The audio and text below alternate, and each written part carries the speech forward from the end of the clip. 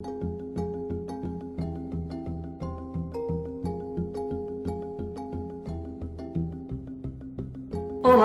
a todas e todos. Estamos aqui em mais uma ABCP Entrevista da Associação Beneficente Cultural dos Petroleiros aqui do Litoral Paulista. E hoje o nosso convidado é muito especial, ele vai trazer relatos de uma greve memorável, histórica dos petroleiros da Baixada Santista. Nós estamos recebendo o petroleiro Valdir Luiz Ramalho. Olá, Valdir. Olá, Rosângela, tudo bem? Um prazer você ter nos atendido. Obrigada mesmo, viu? Vamos situar aqui, vamos dar uma situada que nós vamos falar bastante sobre o tema.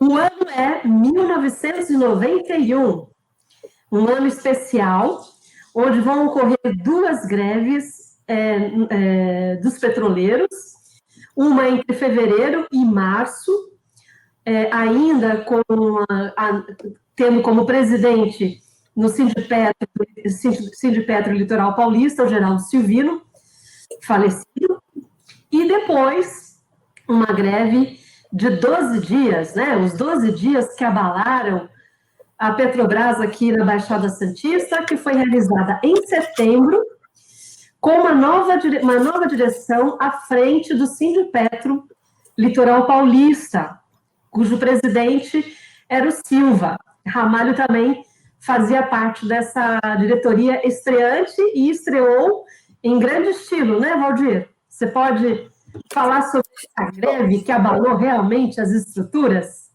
Antes de falar da greve também que abalou, vou colocar mais um fato histórico importante, né, nesse ano de 91, que foi bem no comecinho, em janeiro de 91, foi quando eu casei, né? Eu tinha acabado de casar nesse ano, né, dia 5 de janeiro. E aí, depois disso, a gente teve esses processos todinho daquela primeira greve, e em julho a gente estreou como diretor do sindicato, né, do Sindipetro, que até então era Sindipetro Cubatão, até a gente não usava Sindipetro Litoral Paulista, essa expressão não se usava na época. E aí nós estreando numa diretoria colegiada, né, que podemos dizer que era um novo modelo, uma nova fase do sindicato, onde jovens trabalhadores, né, assumiram o desafio de tocar a diretoria num cenário bem inóspito, né? Estava no governo Collor, com uma série de contradições e efervescências dentro do cenário político, uma briga danada, ninguém não se tinha identidade nenhuma, e foi um ano de muitas greves de várias categorias, né? Era um cenário muito, muito, muito difícil de lidar. E nesse ano foi construída uma greve que já vinha reivindicando questões que a gente vinha arrastando, as grandes categorias vinham arrastando isso durante muito tempo, que foram os vários planos econômicos que o Brasil teve, até chegar no Collor também, que teve um plano econômico, e a gente acumulava perdas muito grandes. Tanto é que essa greve tinha como um percentual de reivindicação de reajuste salarial de 370%. Bancários, se não me engano, estava lembrando um pouco do cenário também, os bancários também entraram numa greve na mesma época que a gente também eram índices também em torno de 300% que se buscava de reajuste, né? E as empresas oferecendo coisa na faixa de 40%, 50%, 70%, às vezes 80% do que queria. A Petrobras chegou a oferecer 80% para a gente na época. Então, era um cenário bem difícil, bem desafiador para as categorias e para as direções sindicais que começavam e precisavam buscar a recuperação econômica das suas categorias. Então foi um momento assim bem difícil, mas um momento importante, porque essa greve de 91, também de setembro de 91, foi uma greve muito bem organizada, né? Ela teve... a gente tinha um comando nacional que a gente chamava, então na época que a gente assumiu como diretor,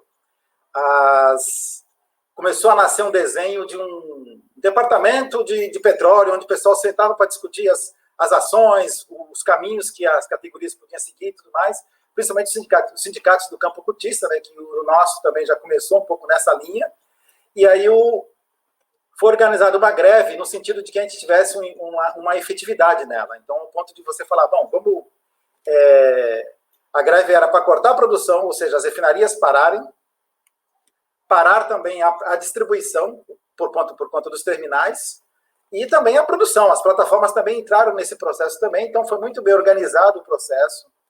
E ele aconteceu, ele foi colocado em prática e deu assim, e causou esse impacto que a gente conhece, né? Tivemos desdobramentos depois. Oi. Só não te interrompendo, mas a data do início, eu não sei se ficou muito claro, a greve começa no dia 11 de setembro, né? É bem emblemático. Exato, essa data é interessante hoje a gente falar dela, né? Mas a greve começou dia 11 de setembro, né? Até então, hoje essa data está marcada pelo atentado, que todo mundo conhece e visualizou, mas começou dia 11 de setembro, ela durou 12 dias essa greve, né? Foram 12 dias intensos, a gente pode dizer, porque por conta da truculência, por conta da ação da direção da Petrobras junto ao terminal, eles forçando os trabalhadores a trabalharem, a bombearem o GLP, que é o GLP que abasteceria toda a Baixada Santista e parte de São Paulo, que era uma parte importante do terminal de Alemoa. Por conta dessa pressão, os operadores continuaram firmes no movimento, firmes na greve. Eles começaram a demitir, e demitiram todos, né? Demitiram. E com isso, o que aconteceu? Eles criaram uma nova modalidade que a gente experimentou só em 95, mas lá no CEOSA já aconteceu uma greve de ocupação. Que aí os trabalhadores não saíram do terminal, eles entraram para o terminal, ficaram no terminal, todos eles ficaram no terminal, então as edições foram entrando e não saíram, ao ponto de os trabalhadores ficarem dentro do terminal, ocupando o terminal. Tanto é que a gente tem até uma foto que representa bem isso, é quando todo dia eles subiam nos tanques, né, para mostrar a unidade de todo mundo, então eles subiam com os braços dados e tudo mais, para a população, boa parte dessa população eram os parentes deles também, parte da categoria, que a categoria, assim que a refinaria parou, o pessoal também passou a frequentar lá o pátio, é um terreno de frente do CEOSA que dá para visualizar esses tanques, e aí a comunicação era essa, a comunicação visual, né, entre as duas partes que estavam lutando nessa greve histórica nossa também, de 91. Falar um pouco para os petroleiros que entraram depois na empresa, jovens petroleiros, a organização e como se deu realmente essa greve dentro dos terminais e também dentro da refinaria de Cubatão? Então, a gente começaria assim, tudo começa com uma coisa que um grande companheiro, Rivaldo, sempre falava para a gente, um grande mentor aí também, que eu acredito que ele foi mentor de muita gente. Eu entrei na Petrobras em 84, né? E na época na vigilância, mas depois fui para a operação, e na operação a gente começou a ter contato e consciência do que é a categoria de fato, a categoria petroleira de fato. Né? E aí tudo começa com esse sentido de categoria, de pertencimento, você pertencer a um grupo forte, saber qual é a força que nós temos, uma força de trabalho especializada, né? Tanto é que a gente enxergou em altos movimentos, até nesse movimento mesmo teve problema de acidentes, porque a Petrobras, na tentativa de escoar a produção, colocava pessoas que não tinham a menor capacidade para lidar com isso, e o pessoal achava que era fácil e faziam besteira. Mas a consciência de classe era a primeira coisa que sabe, o petroleiro tinha que ter, e todos nós tínhamos isso na época, a gente sabia que nós, mesmo com todo medo, que todo mundo é humano, mesmo com receio, com medo de perder emprego, essas questões todinhas, a gente acreditava na luta que a gente conseguia fazer junto. Então a coletividade, o coletivo sempre foi forte, né? E sempre será forte. E aí, acreditando no coletivo, é que a gente partia para esse processo. As direções tinham a grande responsabilidade de lidar com isso. Tanto é que a gente não via mentiras dentro de uma direção sindical, existia um corpo unido. A diretoria que nós fazíamos parte, a gente inaugurou um primeiro processo que a gente chamava de diretoria colegiada, então tinha um presidente, mas não girava em si em torno desse presidente, toda a diretoria discutia em colegiado de igual para igual, e a gente deliberava aquilo que era importante, e usava o tempo que fosse necessário para chegar a um bem comum. Tanto é que eu tinha reuniões nossas que duravam até meia-noite, às vezes ela entrava à noite adentro, e a gente não entendia por que a gente falava tanto assim, mas era com o objetivo de buscar um bom entendimento, um bom encaminhamento para a categoria, porque existia uma responsabilidade muito grande com a categoria, com a nossa massa de trabalhadores que a gente precisava trabalhar isso aí também muito bem. Então, a credibilidade vinha daí também. Tinha uma consciência de classe e da confiança que se tinha, né? E que a gente construiu ao longo do tempo da própria diretoria. A gente viu, a gente pode dizer até que a nossa diretoria, ela sucedeu um processo anterior de sindicalismo, onde presidentes ficavam aí 15 anos, 12 anos seguidos dentro do sindicato, pegaram, lógico, né? Você pega aí Geraldo Silvinho, você pega o Pedro Gomes Sampaio, que são diretores antigos, que viveram uma época de ditadura, né? Eles foram diretores de sindicato numa época difícil também. Então, existia um modelo, e aí, mas a gente também trouxe para a gente um modelo novo dentro de um cenário novo também, de luta, que era muito mais difícil, né? Muito mais difícil. Valdir, essa greve ela vai completar este ano 30 anos. São 3 décadas. 3 décadas. E qual foi o impacto para a categoria, para os petroleiros, dessa greve após a greve? Porque vocês cerraram fileiras, porque, como você falou, nós estávamos no governo Collor, privatizante, ele também, o Collor também fez a demissão em massa na Petrobras, no Porto de Santos, né, que eles demitiu mais de 5 mil por telegrama aos portuários, foi no Collor. E na Petrobras você fala que já durante o processo de greve já existiam as punições e as demissões. E tem um fato, que vocês cerraram fileira, só voltamos quando todas as punições e demissões forem canceladas. E isso ocorreu. Com a demissão do pessoal do terminal, o foco ficou em cima do terminal, né? Todos lá dentro, mas todos demitidos, né? E a gente não ia aceitar esse tipo de coisa, esse tipo de situação. E existia sempre a preocupação dentro do movimento sindical, né? Você começar uma greve, aparentemente é fácil, né? Terminar essa greve é a parte mais difícil do processo, né? Porque você tem que terminar inteiro, né? Não tem que terminar os pedaços, tem que terminar inteiro. Muitas vezes a conquista econômica não era atingida, às vezes 100% do que se pretendia. Só que a totalidade da categoria que entrou na greve, ela tem que sair inteira também intacta, nenhum demitido, ninguém para trás.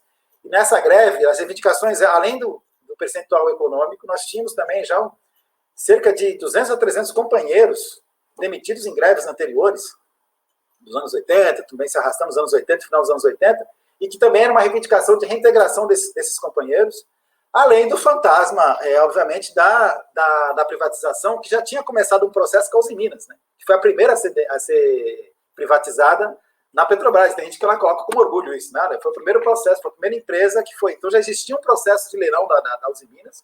A gente enxergava, isso era claro, estava estampado nos jornais para todo mundo ver. E por isso, portanto, começamos a greve. Já tínhamos esse cenário de alguns demitidos.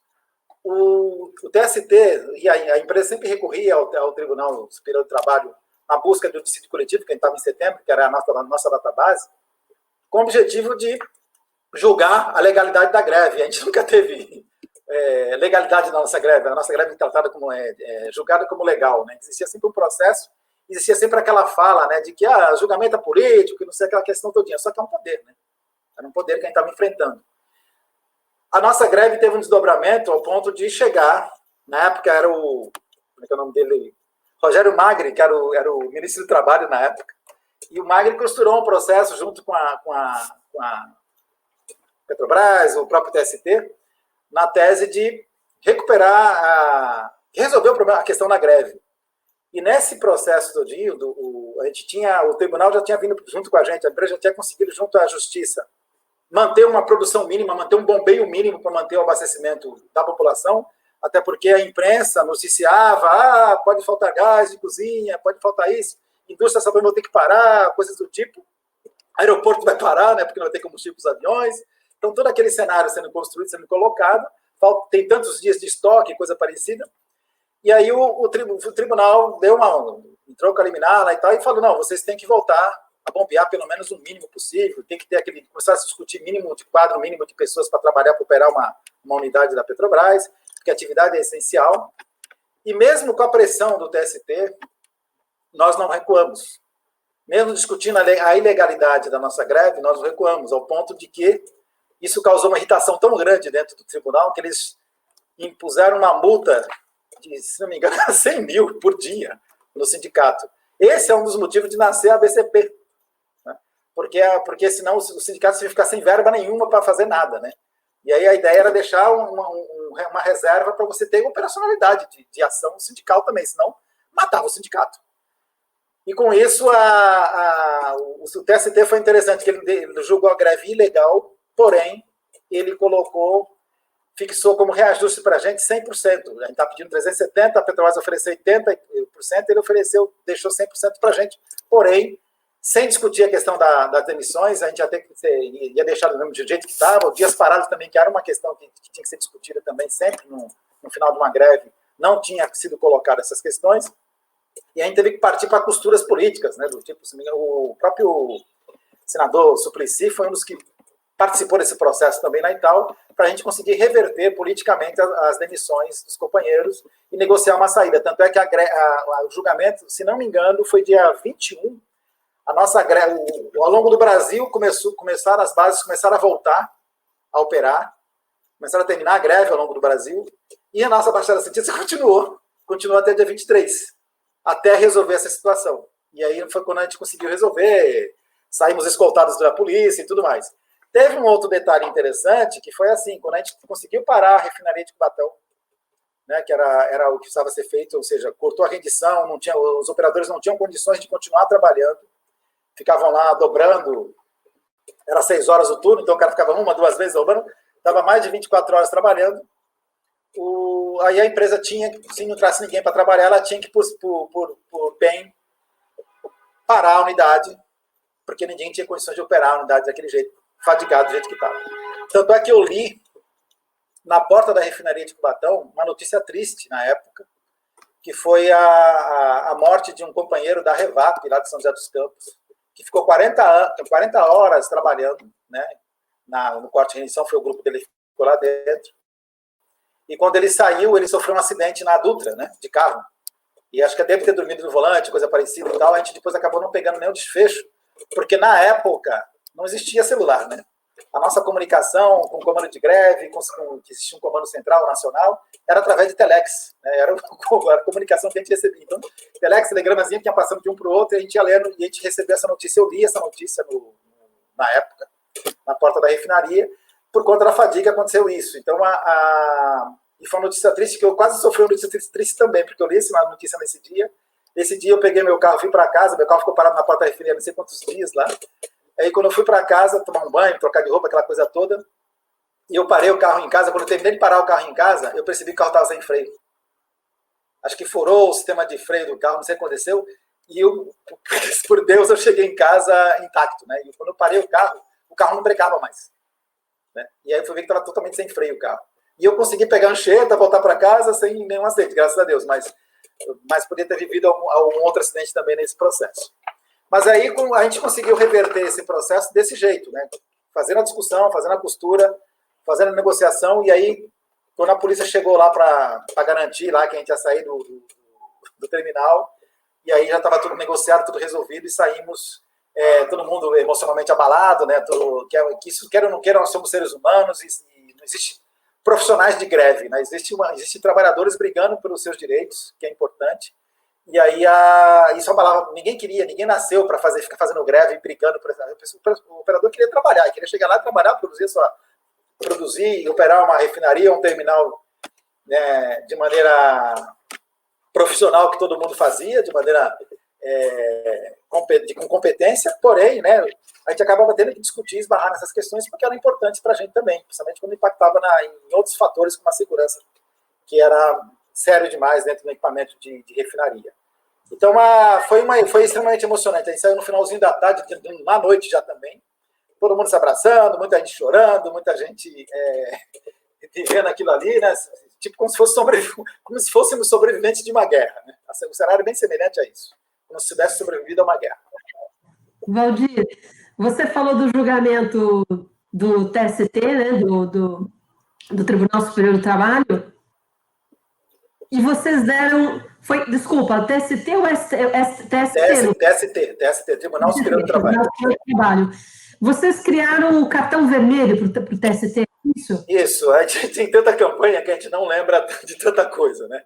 Eu lembro a gente tinha um acampamento na porta da refinaria, E uma das frases que daquela época também, que tinha estampada lá também, não sei se a gente tem essa foto no sindicato, mas com certeza deve ter, uma das fotos que estava estampada na cabaninha, na barraca lá de apoio à greve, era a luta faz a lei, né? Então, esse era o processo. Tanto é que a ideia, o entendimento, quando a gente viu o julgamento do TST, quando a gente viu para onde caminhou tudo isso, o comando falou assim, nossa, essa greve organizada do jeito que está, a gente vai parar o país vai parar. E com todo o não contentamento, né, a simpatia em relação ao governo federal que estava aí colocado, né, que também não era amigo das estatais, portanto, não era amigo do Brasil, no nosso entendimento, fala assim, vamos parar o Brasil, porque esse cenário não pode continuar. E aí fala assim, então é cartão vermelho para o TST, né? Isso irritou profundamente, foi isso que gerou a multa para a gente, né? Isso foi que gerou a multa para a gente. Quando eles julgaram, eles tiveram cuidado de julgar o mérito da questão, portanto, deram um aumento de 100%, né, para a gente, porém, a irritação em relação ao nosso comportamento com relação a eles, a falta de respeito, né? Se não me engano, tem uma palavra que a gente leu alguma coisa a respeito, tem uma palavra que fala que a gente teve um comportamento belicoso, se não me engano, eles usavam essa expressão aí. E aí, minha cara, viramos quase que inimigo público número 1 do processo todo. Então, quem esses caras estão pensando que são? Quem eles acham que são?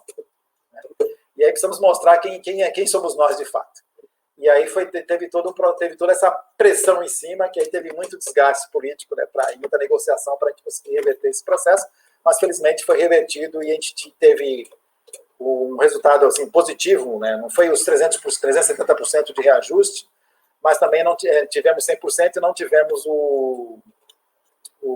demissão nenhuma daquela greve e conseguimos negociar também a questão dos dias parados, como é que a gente conseguiria resolver isso também.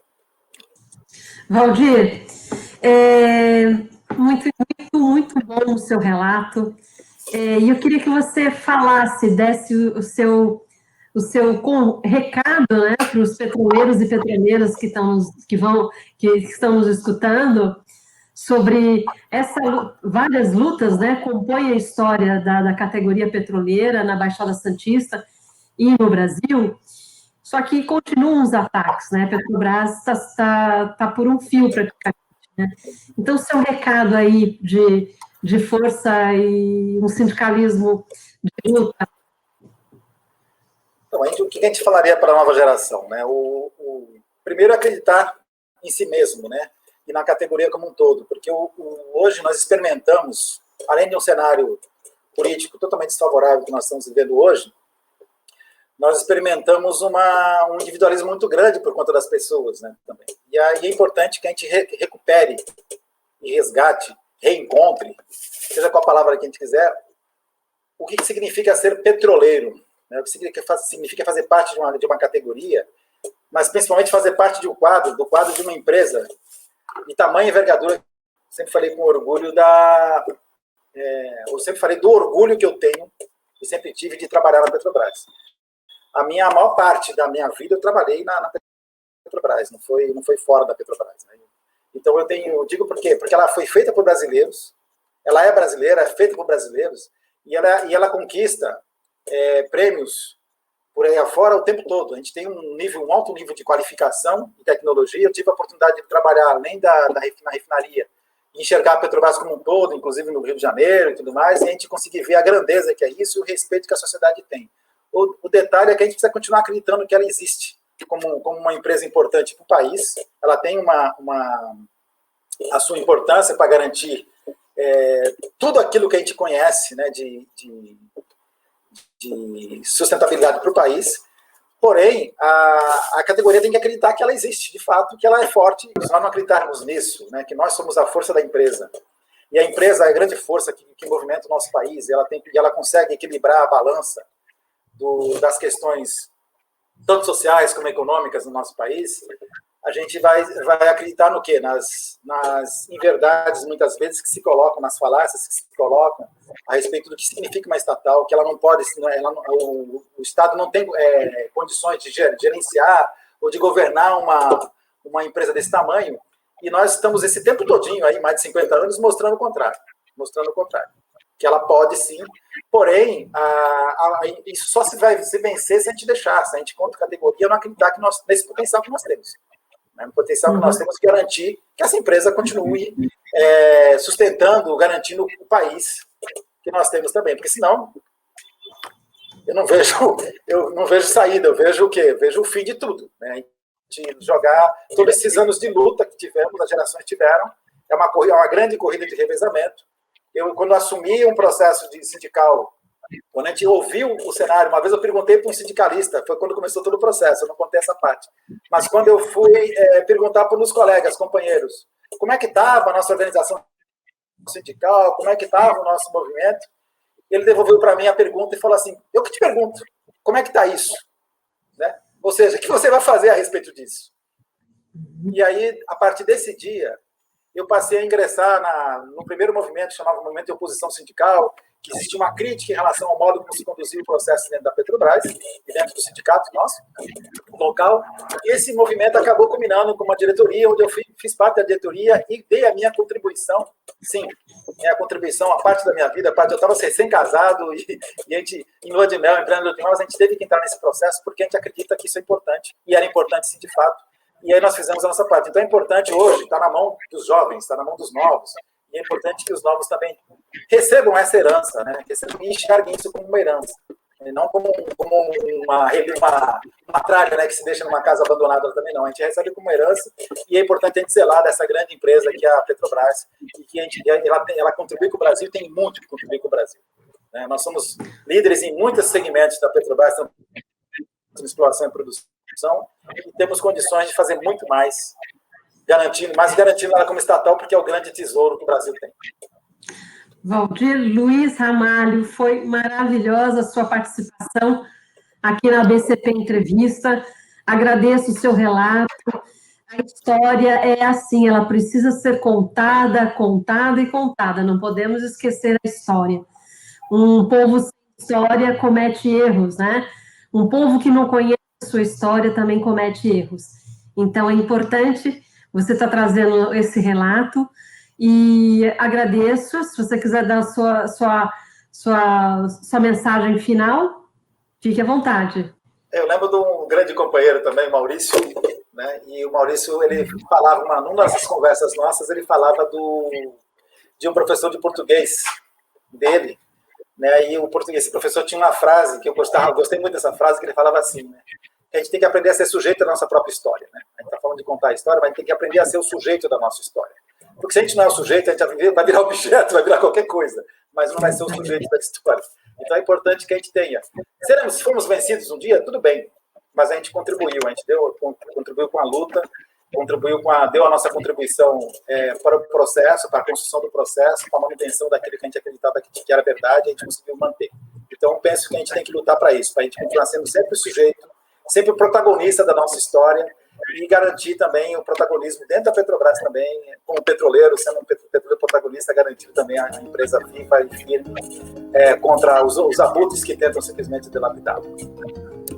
Obrigada, Valdir Luiz Ramalho, agradeço muito. Essa é mais uma entrevista da ABCP Entrevista. Agradeço a todos que estão nos acompanhando. Obrigado a todos também. Um abraço, obrigado.